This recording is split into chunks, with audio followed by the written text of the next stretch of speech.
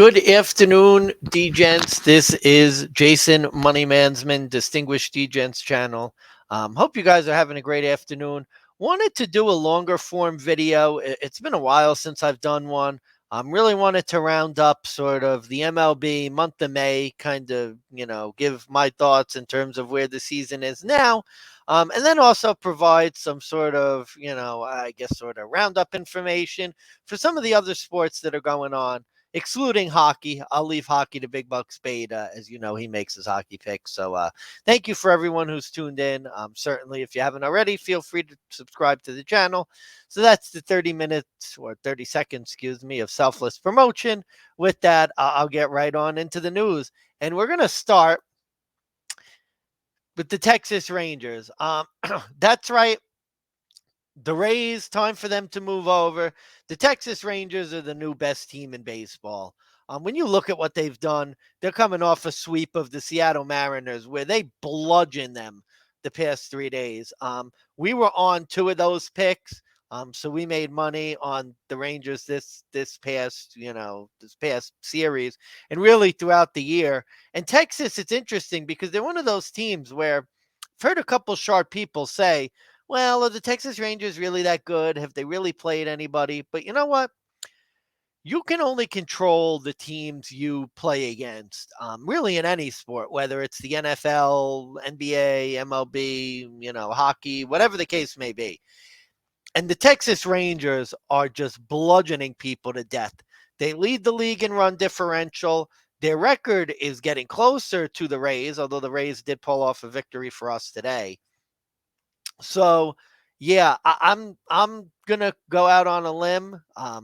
For what it's worth, I don't know if you'd really call it going out on a limb. The Texas Rangers right now are the best team in baseball. Going to be interesting to see what happens between them and Houston as the season goes on. I mean, I don't know if it's sustainable. Nathan Eovaldi's pitching well. John Gray's pitching great for the Rangers. So this could very well continue, especially if they're able to continue to get the run support that they have, to start out the season. I think it's 100% possible that this team is the real deal and that they make a long run into the postseason. Now, moving on from the good to the bad. A's are the worst team in baseball history. Now, I don't know if there was a team in the 1920s, maybe they were worse. But if you look at it, the 62 Mets were better than this team. The Oakland A's just got swept in Miami in a 3-game series. This after it looked like they might actually be showing some signs of life, beating the Braves 2 out of 3. I mean, they're just terrible. They cannot pitch to save their asses. Gave up 7 runs today against the Marlins, who are a light hitting team. They gave up 12 the day before. I mean, this team is just really, really, I mean, there's no other words to put it. It's a god-awful baseball team. I think they're the worst team in baseball history. I mean, they're on pace to basically have 40 wins over the year, to go 40 and 120. Maybe late in the year, there'll be some teams that sort of give up. Maybe they could scratch together a few wins. But this team's just so incredibly bad. They have some really horrible pitchers. When you look at Funchajari, when you look at Luis Medina,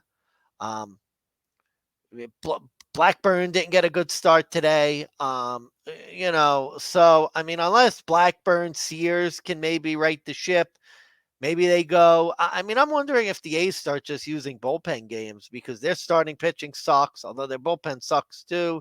They're just bad. I mean, they're the worst team in baseball. They're probably the worst team in baseball history. So, yeah, looking to, bet against them every chance we get. Moving right along then, early season disappointments. Now we knew what the A's were going to be.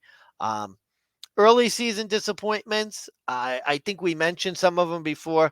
The St. Louis Cardinals, remember, I guess it was mid-May when you thought the Cardinals were back. The early season woes were a thing of the past. They were going to become the team everyone thought they were. Well, yeah, they just got swept in Pittsburgh. Miles Michaelis, even he wasn't able to stop the streak, although not really his fault when you give up 2 runs and, you score 1. I mean, that's going to happen. Um, yeah, I think the Cardinals are one of the biggest disappointments to start the year in a really weak NL Central.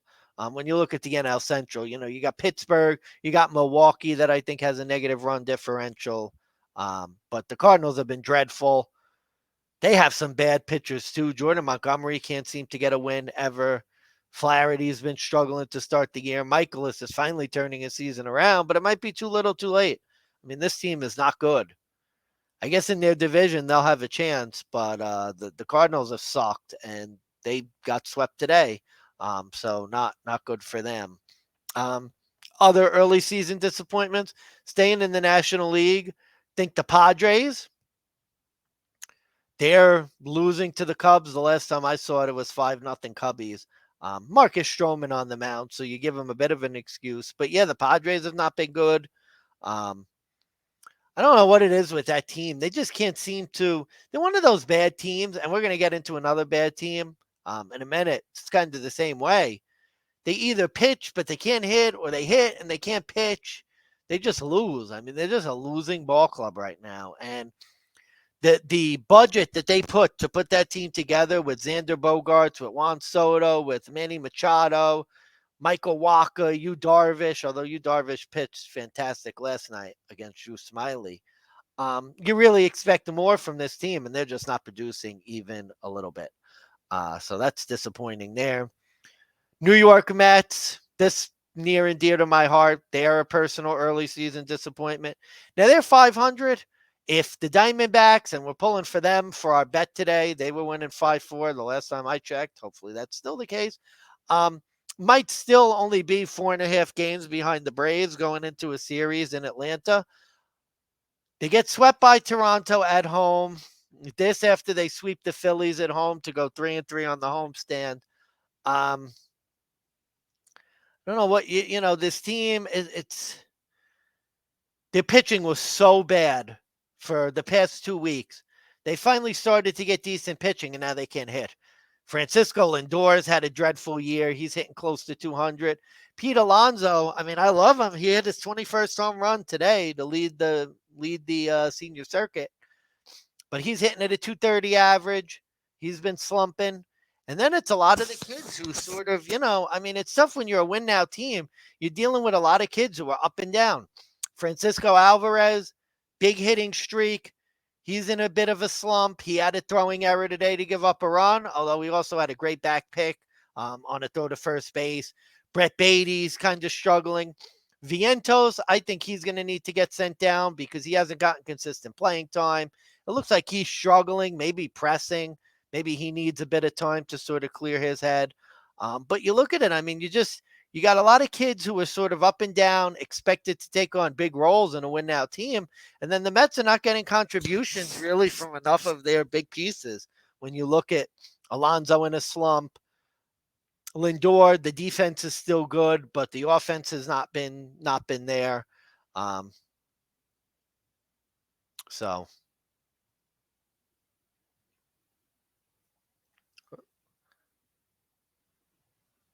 so we glitched out a little. Sorry about that. So yeah, so that's a bit disappointing. We'll go to the American League. Couple of disappointments in that league. Definitely since the last time we had one of these videos, the Yankees have completely turned it around. So they're not a disappointment. I'm really going to go to the Central. Now, the Cleveland Guardians, I think they won 3 out of 4 in their series against the Twins. So maybe they're going to be turning it around. But I think the Guardians have been a big disappointment. They were a surprise playoff team last year. They just really haven't been able to hit, although they pitched enough to beat us today in our best bet. So that was a bit frustrating for us. But yeah, I think the Guardians have been a disappointment. Although they got a good manager. Again, another division. I'll tell you, like the Cardinals, the Guardians, if you could just hang around those divisions, the central divisions have been so bad, you're never really going to be out of it. So still plenty of time for them to make it up. But yeah, they're one of the big disappointments. And then, you know, I hate to do it because now it sounds like I'm just picking on it, but the Los Angeles Angels, every year you sort of wait for the Angels to take that next step, and they just never seem to do it. And it's another year where you look at it. Texas is playing great. Houston's playing great. The AL East is great. And the Angels are just, again, 2 games over 500. They were able to salvage the series in Houston. They lost 3 out of 4. And you just wonder with this Angels team, are they ever really going to be able to get it done? I think Shohei Ohtani is going to be a winner somewhere else. I think Mike Trout's going to be a winner somewhere else. The Angels just don't seem to get good enough pitching, really.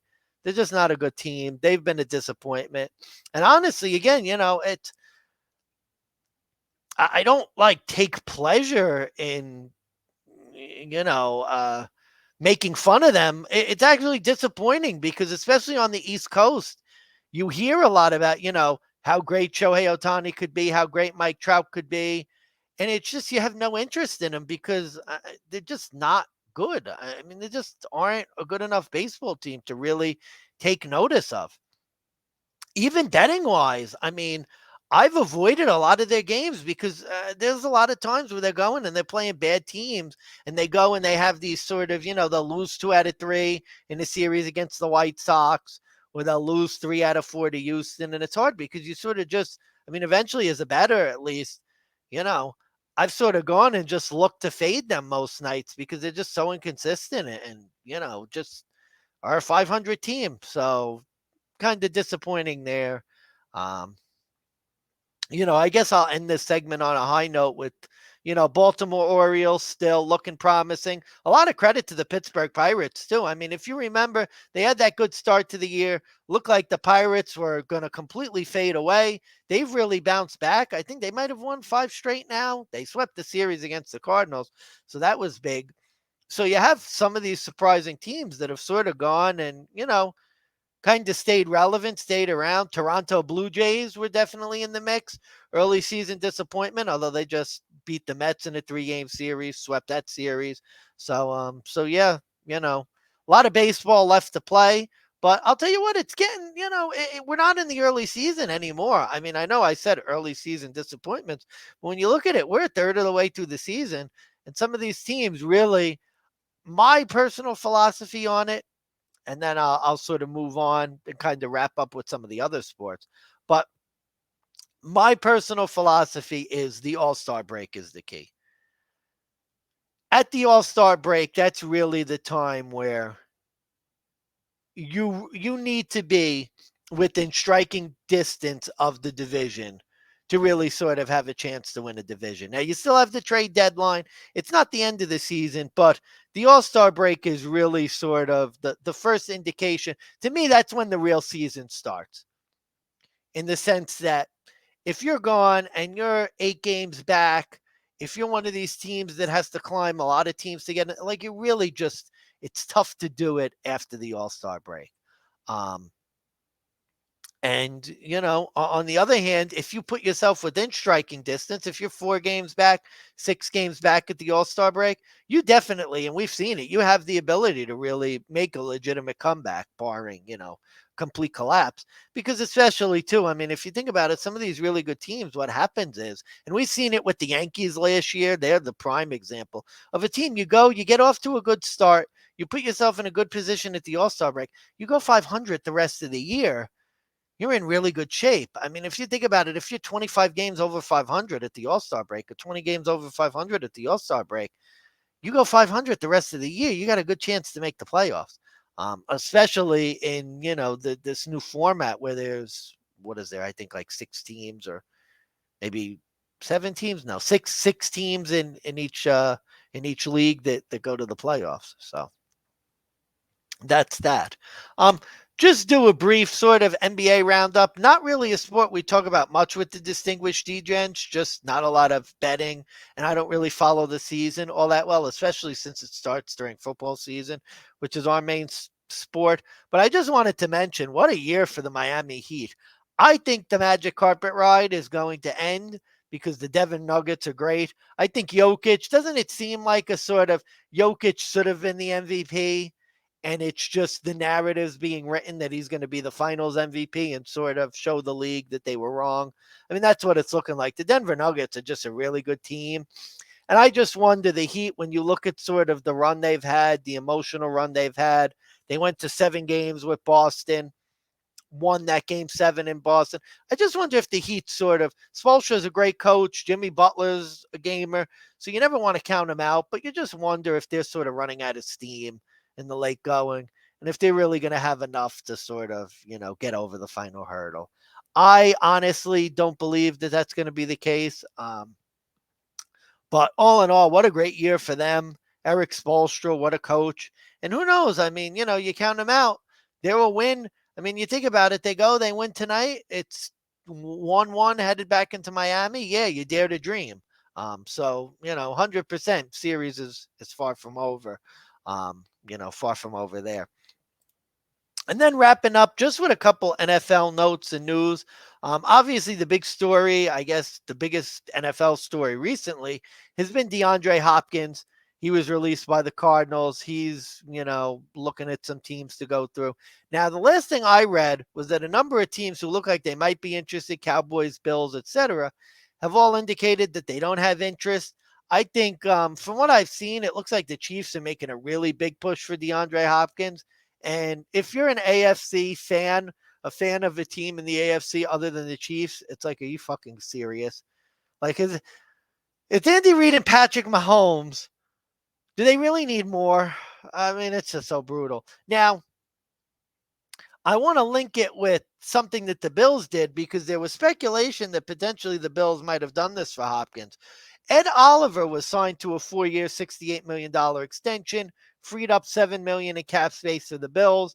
The thought would be that might be something they would go to potentially pursue DeAndre Hopkins with. Look, here's the story. If I was the Bills, I would have gotten out of the Ed Oliver business. Ed Oliver is a guy who, if you watch Bills football, and I'm a Bills fan, as some of you may know, he has a good game, and then he disappears for 2 games, and then he has a really good game, and then he disappears for 2 games. Where was he in the playoffs? Where was he against the Cincinnati Bengals when we couldn't get a stop on? Like, I'm just out of the Ed Oliver business. I'm sorry. I'm not a big fan of Ed. It's too inconsistent for me. Like a lot of defensive players. I mean, really, that's why I didn't like Tremaine Edmonds. That's why the people who were going and, oh my God, Tremaine Edmonds is gone. What are the national media doesn't understand. Like Tremaine Edmonds, Ed Oliver, to me, those are 2 guys, sort of 2 sides of the same coin. Guys where they go, they make a flash play, and then they disappear for 5 plays. That's Ed Oliver to me. I wouldn't have done the extension. I mean, again, if you did it to try and get Hopkins, I mean, more power to you. I guess that makes sense. But last thing I saw was that the Bills might be out on Hopkins. So that's the story with them. I guess a couple other NFL notes. Supposedly Aaron Rodgers dealing with some type of calf injury. That's not really news. I'm not all that worried about that. And then the only other thing about football is that we actually did record the NFL futures video, just waiting for that to be posted. Hopefully that will be, we'll be getting on that soon. But then, other than that, we're not in the dog days of summer yet. Obviously, that's really after you get to the 4th of July, but we made it through the month of May. We're into June. The baseball, like I said, hopefully, knock on wood, we're trying to turn around sort of what was a bad month of May. We've been good in June thus far, knock on wood, so hoping to continue. And football's right around the corner. It's been a busy sports season thus far. But other than that, guys, I hope you guys have enjoyed all the content. Very nice to even do a long form video again. I know it's been a while. I haven't really done my MLB sort of weekly roundups. I'll save the, you know what? I will end this video off right. Did have a winning week last week, a really great winning week, actually. Ended with the 4-game, the 4-day win streak. I think we were 25 and like 12 overall for the week, or 25 and 14, something ridiculous. So you know what? It's been a long time since since we had a long form video. So I'll end it with a Schlager Sunday. So cheers, distinguished DJs. Thanks so much for everyone checking out the channel.